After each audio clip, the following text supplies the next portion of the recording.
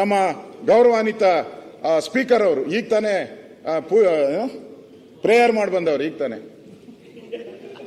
ಅವ್ರ ಲೆಟರ್ ಕೊಟ್ಟವ್ರೆ. ಪ್ರೇಯರ್ ಮಾಡಿದ್ದಾರೆ,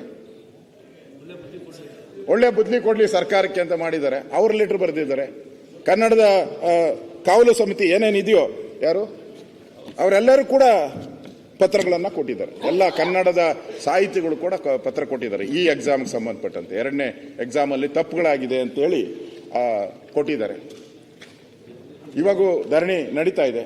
ನಾನು ಸನ್ಮಾನ್ಯ ಅಧ್ಯಕ್ಷರೇ, UT ಖಾದರ್ ಶರೀಫ್ ಕರೆಕ್ಟ?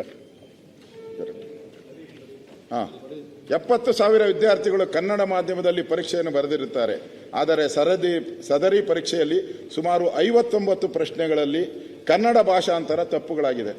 ಇದರಿಂದ ಕನ್ನಡ ಮಾಧ್ಯಮ ಪರೀಕ್ಷೆ ಬರೆದಿರುವ ವಿದ್ಯಾರ್ಥಿಗಳೇ ಅನ್ಯಾಯವಾಗಿರುತ್ತದೆ ಅಂತ ಅವರು ಬರೆದಿದ್ದಾರೆ. ಪ್ರೊಫೆಸರ್ ಗೊರೂರು ರಾಮಚಂದ್ರಪ್ಪನವರು ಇನ್ನೂ ಕಟುವಾಗಿ ಬರೆದಿದ್ದಾರೆ. ಅವರು ಕನ್ನಡನ ಹಾಳು ಮಾಡ್ತಾ ಇದ್ದೀರಾ, ಕನ್ನಡಿಗರಿಗೆ ಅನ್ಯಾಯ ಮಾಡ್ತಾ ಇದ್ದೀರಾ. ಓದು ಅಂದರೆ ಓದ್ತೀನಿ, ಅದನ್ನು ಬೇಕಾದ್ರೆ ಅವ್ರು ಬರೆದಿದ್ದಾರೆ. ಚನ್ನಬಸಪ್ಪನವ್ರು ಬರೆದಿದ್ದಾರೆ, ಚನ್ನಬಸಪ್ಪನವ್ರು ಬರೆದಿದ್ದಾರೆ.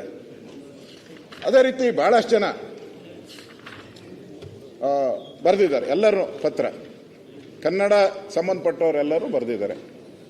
ಮಾನ್ಯ ಪ್ರಿಯಾಂಕಾ ಅವರು ಮಾತಾಡಿದ್ರು KPSC ಬಗ್ಗೆ ಮಾತಾಡಿದ್ರು. ನೋಡಿ, ಇಷ್ಟೆಲ್ಲ ಸರ್ ನಾನು ಹೇಳ್ತಾ ಇರೋದು. ನೀವು ಹಿಂಗೆ ಬಿಟ್ಕೊಂಡು ಹೋದ್ರೆ ಕನ್ನಡಕ್ಕೆ ತಪ್ಪು ಮಾಡಿದವನಿಗೆ ಎನ್ಕರೇಜ್ ಮಾಡ್ದಂಗೆ ಆಗ್ತದೆ. ಇನ್ನೇನು ಆಗಲ್ಲ. ಇನ್ನೇನು ಇದರಿಂದ ನೀವು ಮರುಪರಿಶೀಲನೆ ಮಾಡಿಲ್ಲ ಅಂತ ಹೇಳಿದ್ರೆ ಕನ್ನಡಕ್ಕೆ ಬೆಲೆ ಇಲ್ದಂಗೆ ಆಗ್ತೈತೆ ಅಷ್ಟೇ. ನಮ್ಮ ಕಾರ್ಯಕ್ರಮಗಳನ್ನ ನೀವು ನೋಡ್ತಾ ಇದ್ರೆ ನಮ್ಮ ಚಾನೆಲ್ ಅನ್ನ ಸಬ್ಸ್ಕ್ರೈಬ್ ಮಾಡಿ, ಪಕ್ಕದ ಬೆಲ್ ಐಕಾನ್ ಒತ್ತಿ ನಮ್ಮನ್ನ ಬೆಂಬಲಿಸಿ. ಹಾಗೆ ನಮ್ಮ ಕಾರ್ಯಕ್ರಮಗಳನ್ನ ಲೈಕ್ ಮಾಡಿ, ಕಮೆಂಟ್ ಮಾಡಿ, ಅದನ್ನ ಬೇರೆಯವರಿಗೂ ವಾಟ್ಸ್ಆಪ್ ಮೂಲಕ ಶೇರ್ ಮಾಡಿ. ನೀವು ಹೀಗೆ ಮಾಡಿದಾಗ ನಮ್ಮ ಚಾನೆಲ್ ಮತ್ತಷ್ಟು ಜನರಿಗೆ ತಲುಪಲು ನೀವು ನಮ್ಮೊಂದಿಗೆ ಸಹಕರಿಸಿದ ಹಾಗಾಗುತ್ತೆ.